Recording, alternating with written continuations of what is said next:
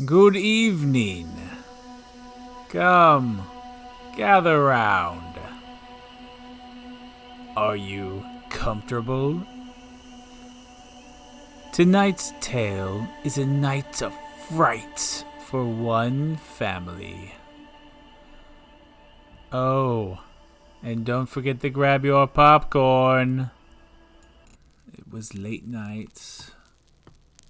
We just finished packing everything, and we were ready to start our journey north, moving from South Texas to north.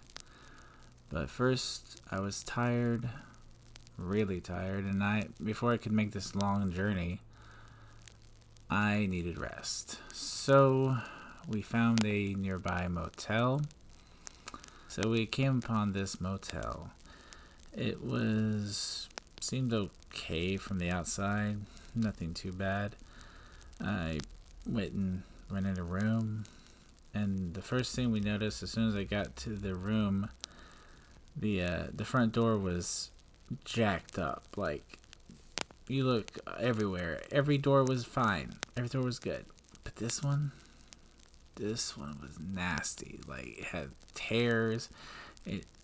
It just looked like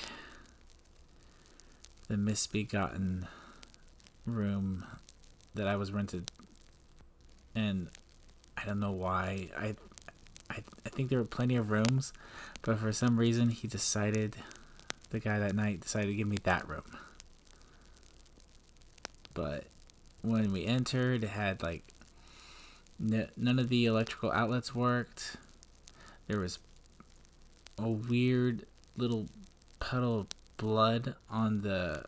We didn't trust the sheets. They seemed horrible. It just it felt like the room had been updated in like 40 years. Using the same furniture and everything.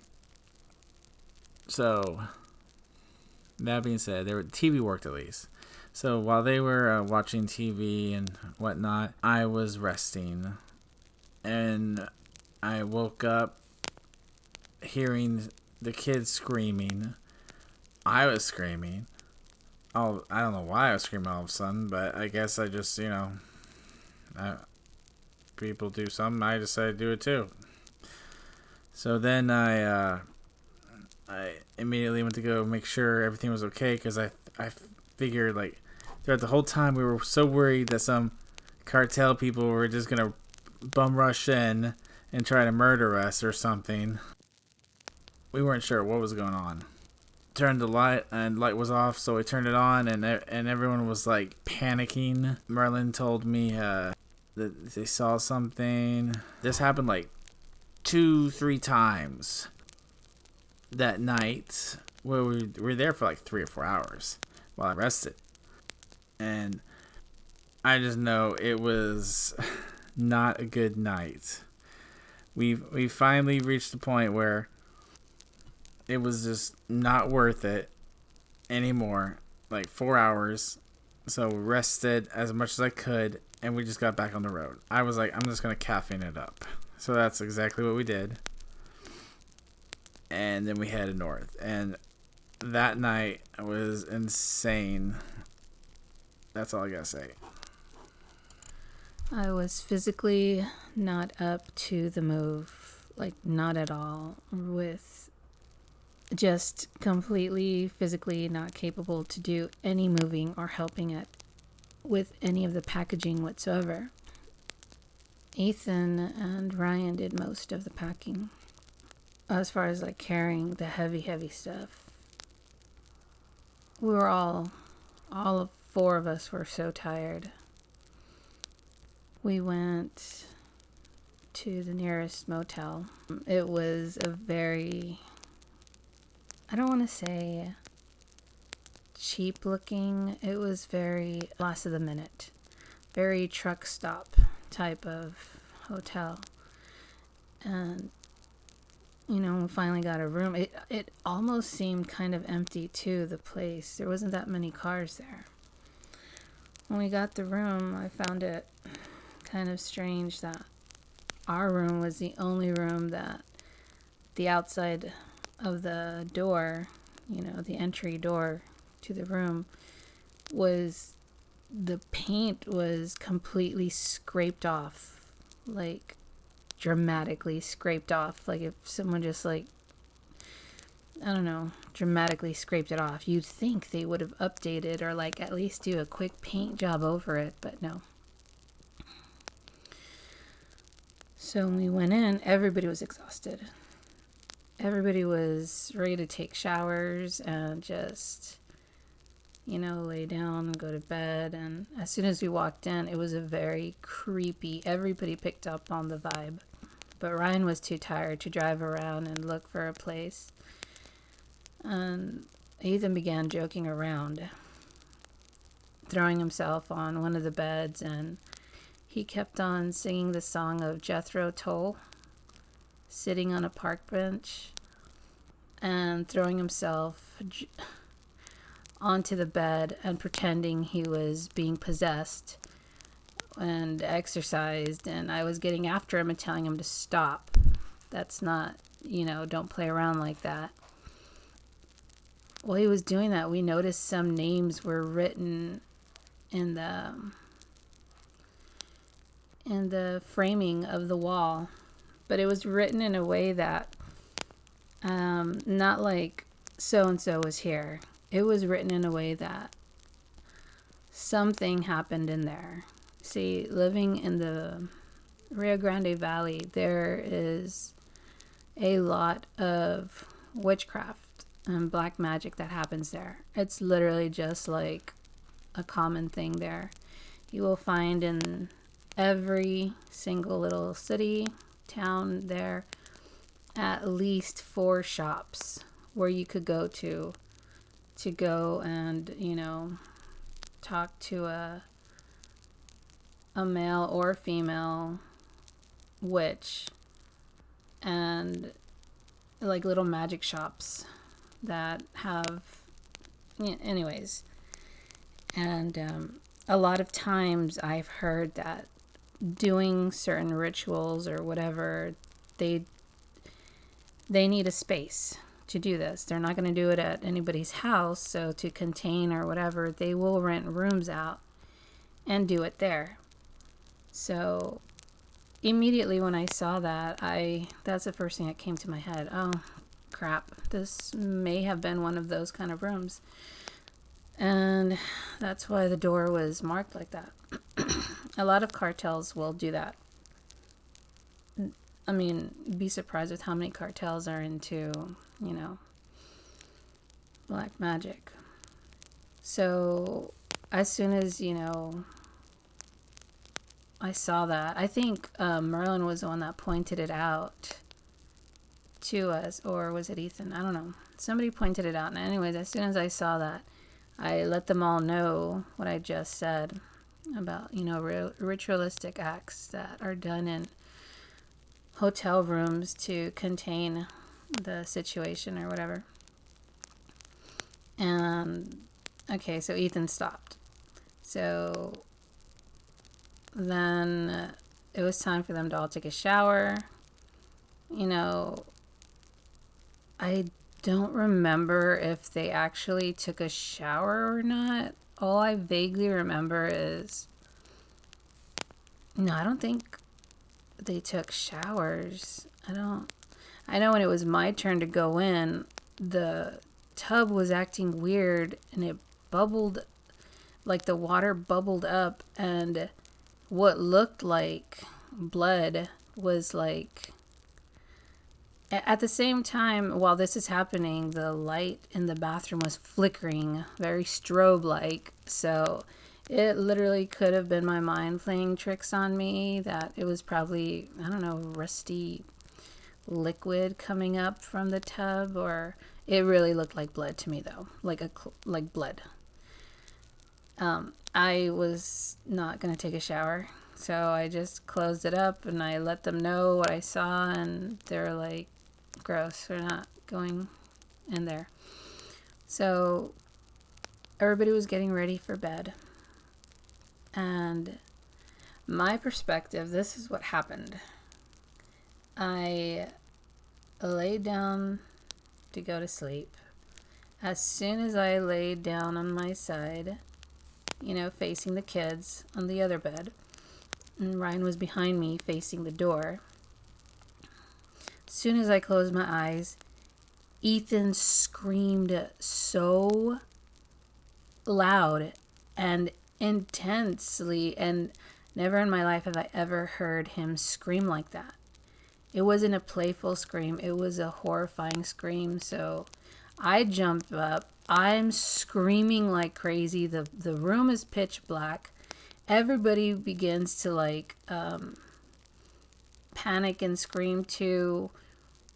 It really quickly going through my mind, I'm thinking, the door that connects rooms, somebody's on the other side broke in and is like stabbing or murdering my children. And I'm screaming. Ryan turns on the light. As soon as he turns on the light, Ethan's sitting up on the bed, all his colors gone from his body. I know I hear that in movies or cartoons, but it was gone from his body. His lips were like a purple. He was just, he wasn't blinking. He was just like in shock, just there. And we're asking, what happened? Are you okay? What's going on? And then he began, it wasn't making too much sense. And I know my throat was sore from the intense screaming. Like, it happened so quick, but at the same time felt like it took forever. The screaming, the darkness. Ethan goes on saying he saw something on the wall and the ceiling, something like that, and then it moved, and then he heard right next to his ear, like a heavy, like a person going or something like that. Just like I don't know how to explain I don't know, that's what I remember him saying. Because at the same time, I'm freaking out too, because I've never seen him like that. So I immediately believed him. We're like, well, what are we gonna do? We can't leave Ryan. We couldn't go anywhere. He couldn't drive at the time. I didn't have my license. Nobody could drive other than Ryan, and Ryan was too exhausted to even keep his eyes open, and I didn't trust him driving around for us to look for another place. And we didn't want to pay for another room, because what if it's just that, we're extremely tired, and I don't know, too many solutions were popping in my head but reasoning as to why we should just stay put and have the lights on. So we're going to have the lights on. While this was happening, Merlin also gave their account on what had happened. And I vaguely remember what they had said, because I was so, hanging on the words of what Ethan was saying. And so we turned on the TV, turned on the light, and we're just going to try getting rest like that. Ethan was like, I'm not going to sleep. Please don't fall asleep. And I was like, Ethan, I have to go to sleep. And I gave him the iPad. And mind you, both my kids are teenagers. Ethan's 17, Merlin was 16. That's why this was so everything was just so off the way they're not, I've never seen them with this much instilled fear into them. So I gave him the iPad and I'm like, I'm sorry. Like, I'm going to try to stay awake for you guys, for him especially. Then this was weird. What happens next? As I'm trying to doze off, he's looking at me from the bed, sitting down, looking on his iPad, telling Mom, wake up, please wake up. So I would wake up. And, the third time he did that, I was like, I can't, I have to fall asleep. I can't keep myself awake. And then all I remember is finally closing my eyes, him screaming again. I sit up. I don't remember screaming, but I remember feeling my throat very intensely sore. So I'm thinking I screamed while sitting up. And I opened my eyes. Ethan's standing in between the beds. Merlin is sitting up on the bed. He's pointing to Merlin and saying, "They're doing it again." And I'm like, "What? Why are you pointing to Merlin?" And Merlin seemed just as confused, and I don't understand what is happening. And then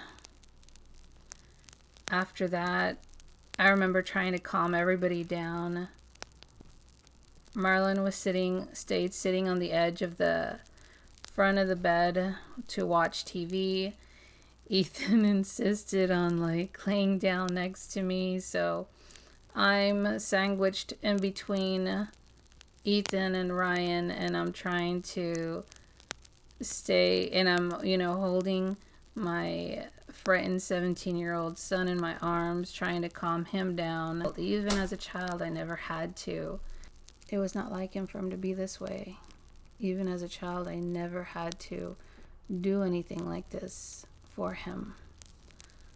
So I remember just holding him. Oh, and praying. I began to pray. At that point, I had enough energy and strength that I began to pray over the family, over this place, rebuke whatever's in there. Then it was fine. As soon as I began praying, Ethan just kind of got a little bit of a cat nap.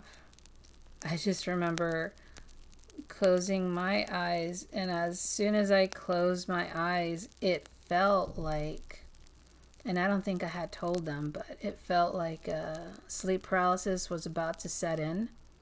And I know that was, one, had to do with the exhaustion, but two, at the same time, have to do with an attack, because I'm a spiritual attack, because I was trying to rebuke and pray over the situation.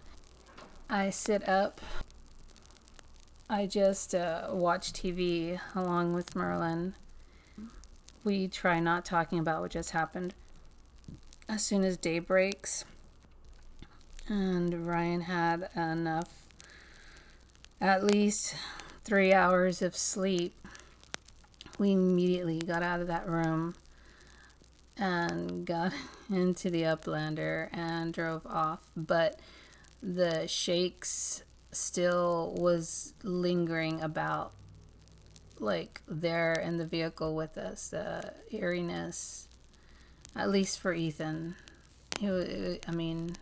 We're trying to talk to him about other things, but he kept on the feeling, because he's never experienced anything like that before, ever. We drove off to Wichita Falls to start our new life, and that's my take on what had happened. Alright, so if I remember correctly, the year this happened was 2017. I was moving. It was like the eve of a move out of state.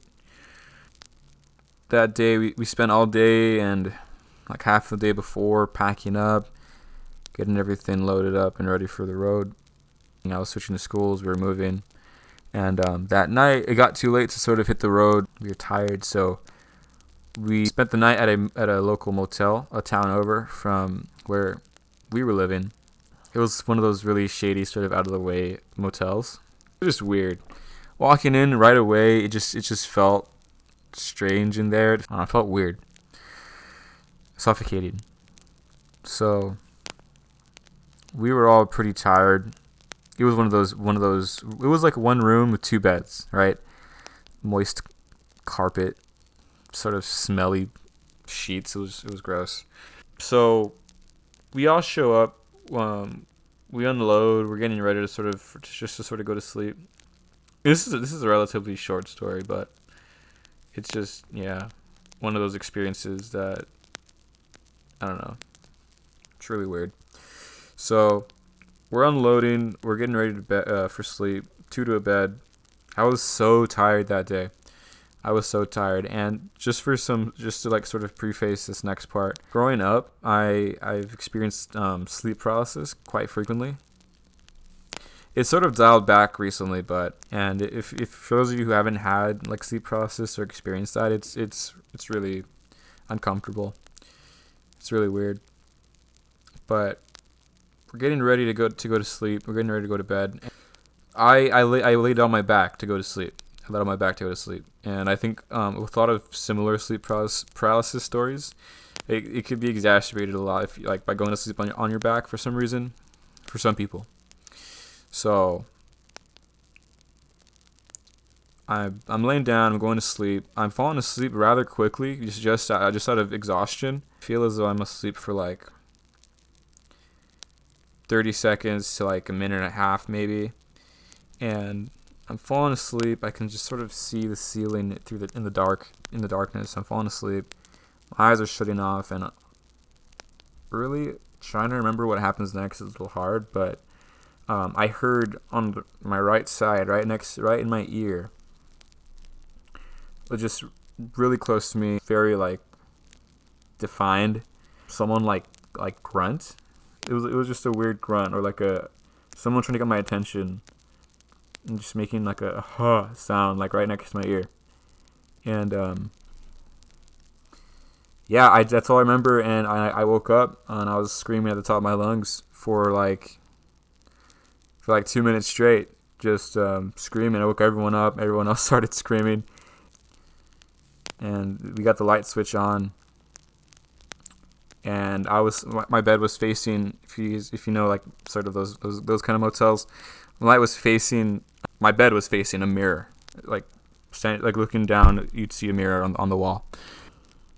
I was really pale, and my lips were purple, and it was such a weird experience.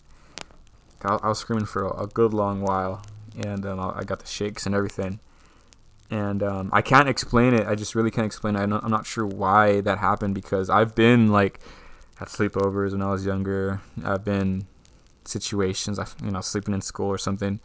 You get jolted awake and you wake up really fast, or a loud noise wakes you up. And I never have I ever like shouted like that. And I guess it's like a sort of anticlimactic story, but it's just if you're there and that's happening, it's just so weird, so surreal. And I've never had experienced anything like that before or after. So everyone just sort of asking what happened, like what's up, like I didn't know what to say. It was just really weird.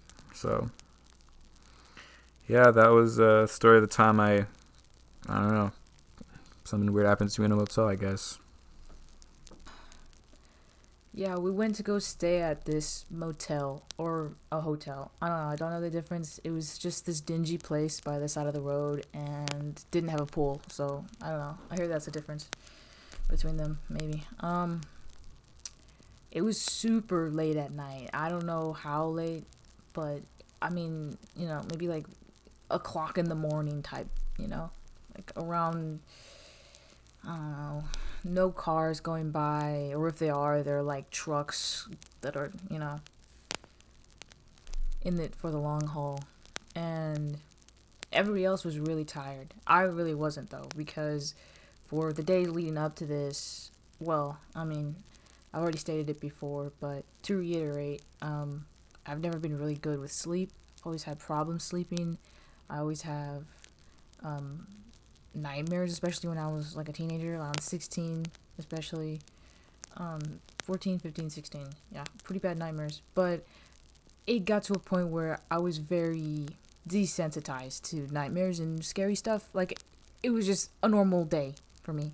Sleeping and dreaming, I you know, I would had very vivid recall of it and lucid dreams in the sense that like I would be like, oh, okay, this is a dream, and I'll guess I'm gonna be set on fire now, or there's like some horrific monster chasing me, whatever. Or I also had sleep paralysis a lot, and I mention all these things because it's important within context to know why I reacted the way I did and why everybody else reacted the way they did. Okay, so we get to this hotel, and my brother's kind of goofing around. Oh, well, let me see. I gotta set this up right. The hotel was, or motel, whatever. The room was really freaky. Like, comically freaky. Like, in the type of setup, if you were like somebody from the outside watching us, if my life was a movie, you'd be like, wow, why would they make such a horrible decision to stay here? But there was no other places. Our driver was really tired, and not much we can do about that. So this hotel had like a bunch. I forgot what room number it is. I had a journal where I wrote all this information down after the fact, because I'm just at the time I was a journaling type of person. I think it was like room 246 or something, or maybe it had a 3 in it. I don't know. I just remember the door was really ugly looking. Like the paint was all chipped off of it, and gnarly. I don't remember any of the other doors being that way. Maybe it was just old. Maybe people hadn't really kept up with it. I don't know. We go inside. The floor is moist. Does that make sense? Like it was just. I've been to a couple of hotels that do this before, but it was just.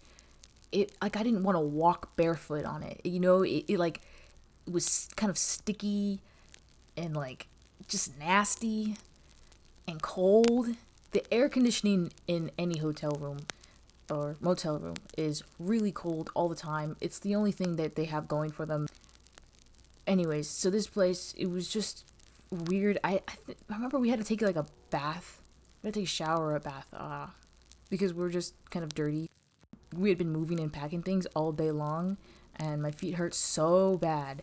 So I go to the bathroom. I think I was the first one to take a shower, because I remember my brother, again, he was goofing off and like throwing himself around, and there was some song, like a hurdy-gurdy song that he was been like listening to, and he was repeating the lyrics of it, and it was getting my mother upset because she was kind of superstitious and being like, hey, stop that, this place is all weird, I'm getting weird vibes, you don't want to like, tempt fate or whatever. And I didn't really take it seriously. I'm pretty sure I was goofing off with him a little bit, but I went to the bathroom and I was like, wow, strobe lights. Okay. Everything was like flickering really bad, and it would have been fine. I mean, I would have been able to deal with it if the light itself was good, but it was like a dim light that was flickering, which makes sense. I mean, it was dying or whatever, but it just cast the whole place in like this awful yellow-green hue, and the tub was all disgusting. Like there was like a stray hair in it, and there was like blood, like small, like not like a, oh my god, it was literally a blood. It was nothing like The Shining, but it was like, random like smudges of it, and it was gross. I think the bar of soap, I don't even remember it being like in a package. I think it was just there, and like usually you have it in like pre-packed little things, but I don't think this one was, and I was kind of disturbed by it. But I remember thinking that it just like, I felt like not to be mean, but like I felt like an Amish person, or like it was just handmade, like churned this bar of soap. It didn't even have a scent. It was just like a soap bar, I don't know how, like, it was kind of like buttery. Does that make sense? Hopefully you're following me along here. Anyways, so I get out, I'm changed. I'm not that tired because I was used to staying up really late or having interrupted sleep patterns. But everybody else is kind of settled in for the night. I go out, I complain about the bathroom. The mirror was also really gross there. And we're starting to look around the room, and it's just weird. I don't actually remember if we noticed this before or after the fact. I think we noticed it before, and then we also checked in the morning when there was light out. But there was like writings on the wall. Like the room wasn't that tall. I mean, I'm a pretty short guy, so I was like 5'2", and it was at the top of the ceiling. But I mean, for everybody else, like our driver is like 6 something, so the ceiling is only like a couple of, I don't know, maybe a foot above him, and but there was writing that had been painted over on the wall, and it was a really bad job. Like, when you see like graffiti, sometimes people will just like repaint the entire wall, and it's like, okay, cool. But then there's people that will just paint specifically like the graffiti to where you can tell that there was graffiti there. That's the situation we were dealing with. So I was like, okay, really weird. And I think my mom was also bringing up how, because of the area we were in, there might have been like, some crime mobsters, or I think we joked offhand that there might have been like somebody murdered there or something. But it was just like, these were the vibes that the room was giving off, dingy place where you go to die, basically. I wasn't taking it too seriously, but it was still kind of like, wow, guys, look at this. Isn't this like horrible? Isn't this like the setup to every movie?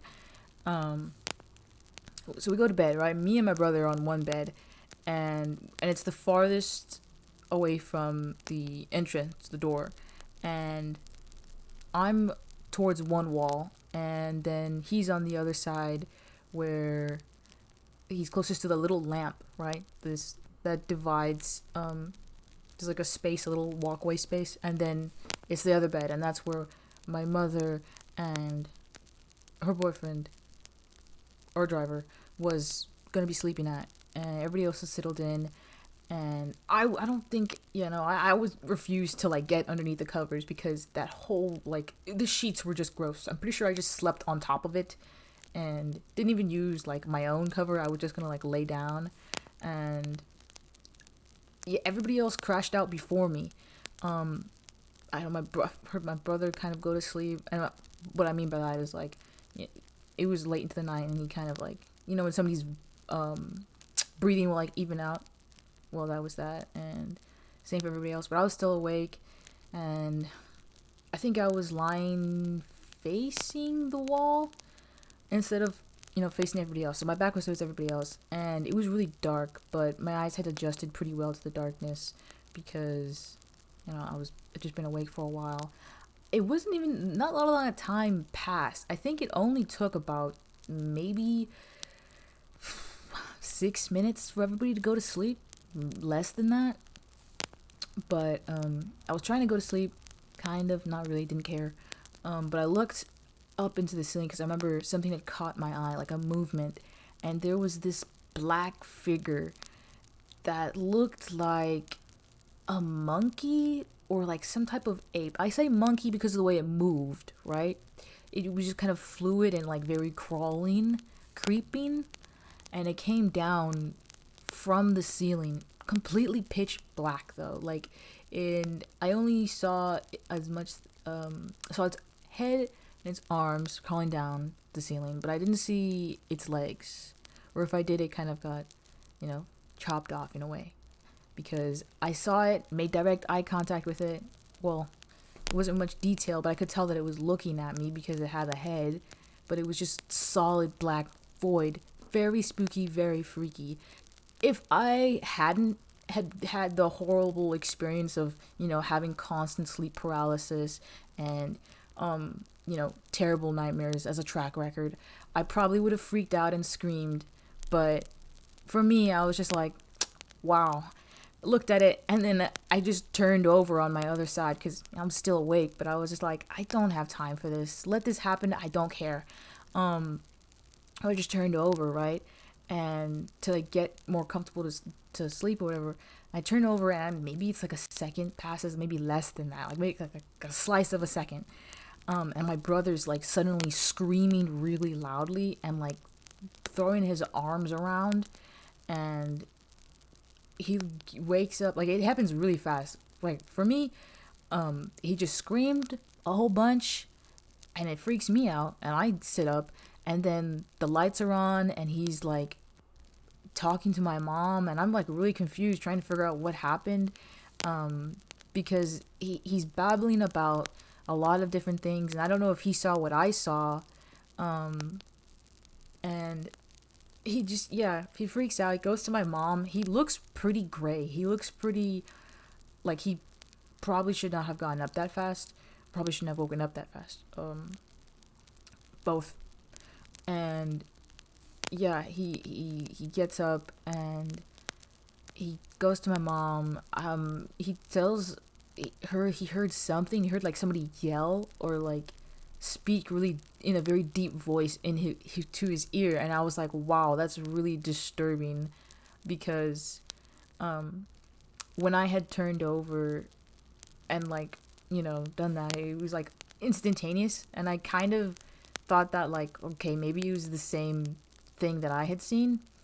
But anyways, he freaks out about that, yada yada. My mom's like, okay, we can't, you know, I can't do anything about this right now. We gotta go back to sleep because we can't go anywhere.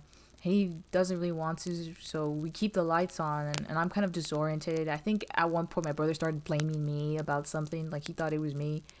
If I had my journal with me, I would have been able to give like a much more detailed account, but it's lost, so I'm trying to say it. I was 16 at the time, I'm 20 now, so, you know, foggy details. But anyways, so he flips out. I'm pretty sure we go back to sleep, or we try like settling in again. The lights were on this time, and it happens the same way, you know, after like the whole hullabaloo of everybody flipping out. I mean, it was just like, for a while it was like just seconds of like everybody screaming. But anyways, yeah, the lights go off. Or no, sorry, the lights, we stayed them on. Yeah, got them on, go back to sleep. Everybody goes to sleep except me. And then when I finally do decide to close my eyes, I remember like instantly getting the flash of like in my mind's eye, a close-up of like teeth, like somebody baring their teeth, but like the gums were all weird and bloody and dark, and the teeth were like super long and gross. And it was like if I sat in front of a movie screen and just this image flashed in front of me for like maybe 2 beats, you know, and I was just like, oh, gross. Okay, didn't freak me out though, because I mean, you know, I see all this stuff all the time. So I just thought, okay, another freaky dream. But then my brother's screaming again, and this time he's like, I have to grab him, and I'm like, hey, it's me, because he's screaming and like throwing his arms around and kicking me as if, you know, like I was attacking him or something. But I was like, hey, it's me. I have to grab him by the arms, and then, you know, everybody's screaming. At that time, it was longer for everybody, because everybody was just kind of freaking out.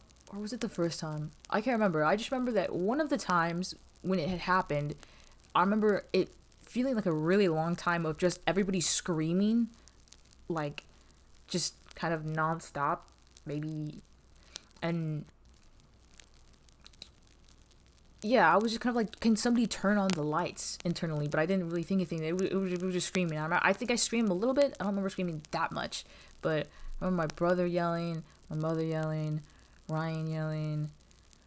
And anyways, but we, you know, again, collected ourselves, got all together. And this time, Ethan was like blaming me more. I remember distinctly, he was like, oh, they yelled in my ear. They said something in my ear. And I was like, I haven't said anything. What are you talking about? And he's being comforted by my mother, and he's a pretty bulky guy. He was older than me at the time, so it was really unusual and really freaky to see. It's very out of character. Like, I don't remember my brother getting scared by a lot of things, or when he does, he kind of laughs about it. You know, he's not. I mean, I guess he could get jump scared every once in a while, but even when it comes to like haunted houses, scary movies, paranormal, blah blah blah. He is a prankster about it. He doesn't really take it seriously, or he'll like mime throwing punches or something. It doesn't really faze him. This was like I think the first time I've ever seen him scared about anything, and it was really unsettling. And I remember them all being like together on the bed talking about it, and my mom looking back at me because I was like the only one that was sitting. We thought at that point that like that bed was just haunted, like something horrible had happened on it, that bed. And I was the only one sitting on it, and with my back to the wall kind of, and my mom being like, "Hey, you don't have to be over there. Like, come over here." But I didn't want to I wasn't really saying much because my brother was freaking out. I was like, "Whoa, I didn't do anything. Like, I saw this and this happened, but I didn't do anything." But eventually, we go. We're all at the bed, and none of us wanted to go to sleep. But my mom had to, and my brother had to. So, we pulled an all-nighter. Me and my brother. I think he was on like an iPad or like a phone, something, and I was browsing TV for a bit. I think he fell asleep at some point, but I stayed up for the rest of the night drawing on paper and writing things down and whatnot. But I mean, I know I rushed through this retelling, but I've told this story maybe like 3 or 4 times already, and it's been many years. So I mean, every time we bring it up, we all kind of just don't feel good about it, and we don't want to talk about it, especially my brother, because the thing is that like it looked like he saw a ghost. Do you know what I mean? Like, and I get the feeling that what might have happened is, and when I bring this up to him, when I try talking to him about it, he also like kind of shuts it down and is like, no, I don't want to talk about it. Like, stop talking about that. It's weird. But I feel like what happened was the thing that I saw wasn't like a sleep paralysis thing. It was like, it wasn't something that like a hallucination because I was kind of tired. I think it was something that he saw too. I think when I saw it and turned around and shuffled in bed, he probably opened his eyes, saw it too, and then heard it speaking to him. And I think his mind probably blocked out whatever it was he saw, but still hung on to like the sound of it, because the room was kind of like dim, I guess. Maybe he didn't see it as clearly, but I'm sure that he must have saw it too, and that's what led him to freak out. Because I can't think of anything else that would have scared my brother that much. Like, even if it was like a voice, I feel like he wouldn't have reacted. Like, maybe he would have freaked out. Maybe he would have woken up and thought it was a dream. But for him to react like that specifically, like, he was, I mean, screaming, and his face was so pale. Like, his lips were gray. Like, he looked like he had like frostbite or something. Like, he was so pale. And I think he saw what I saw, and he reacted that way because I mean, he hasn't been having nightmares. He hasn't been seeing scary stuff constantly. So him seeing that must have been horrific. Or as opposed to me, I was just like, oh, another day. You know what I mean? Oh, another spooky night or whatever. A nightmare, I guess. I didn't think about it too hard, but which is probably why I remembered it and he didn't. I mean, who's to say though? Who's to say? Maybe we were all tired. Maybe it was one of those, I don't know, group insanity things. But I just know that the room was weird. The room was very uncomfortable. The air in there was just bad. Like, it just felt terrible. And we're all just so spooked. Like, I don't know. It was bad. It's a really bad place. In the morning, when we left, even, we went to, like, I think it was some diner, some food place. We got breakfast.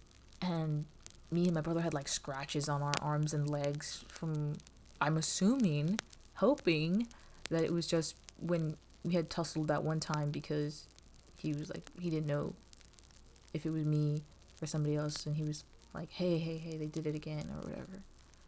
He had woken up in a fright. But yeah, horrible experience that we all shared that stuck with us to this day, but also for a while.